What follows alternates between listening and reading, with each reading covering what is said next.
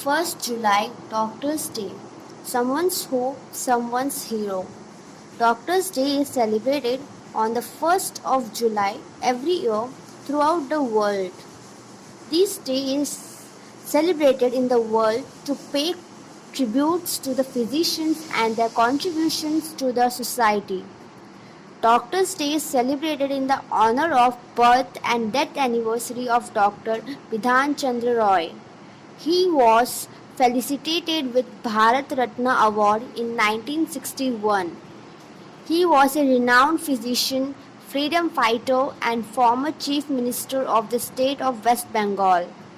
On this day, every year, healthcare organization organizes some get-together and lunch for the doctors. Doctors are considered as God in India because they save life. Every year, there is a theme on Doctor's Day which is decided by the Indian Medical Association. Last year's theme for Doctor's Day was No Violence Against Medical Staff.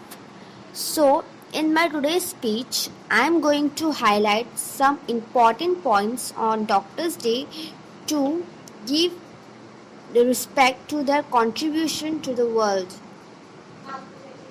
Right now, we all can see how doctors are in the forefront to fight against the coronavirus pandemic throughout the world. So, in this difficult time, we all should cooperate and show them that we all are with them. These doctors are putting their life in risk and coming to hospitals to treat patients and save their life. That's why they are considered as the real heroes during this coronavirus pandemic. They are taking care of the people and helping them to get well from the diseases. So we should all make them feel how important and special they are for the whole world. Also, these doctors were given the salute by fighter aircrafts, and also to honor them, the planes showered the flowers on them some days back. This was done to encourage and appreciate their work. All the doctors and medical staffs are really working very hard in this tough time to save lives. So, on this Doctor's Day, let us all come together and celebrate this day by honoring all the doctors present around us.